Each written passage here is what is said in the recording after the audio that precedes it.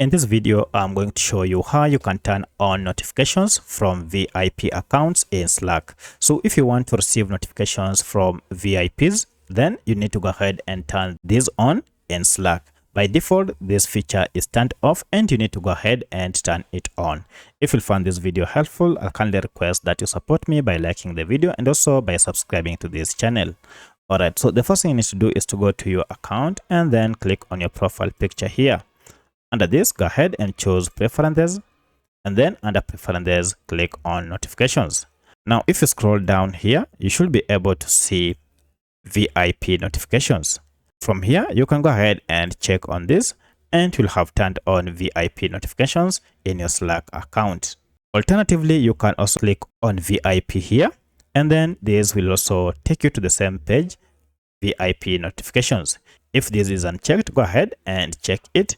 And now you will be getting VIP notifications in your Slack account. If you have any other question, kindly let me know in the comment section. Otherwise, thanks for watching and let's meet in the next video.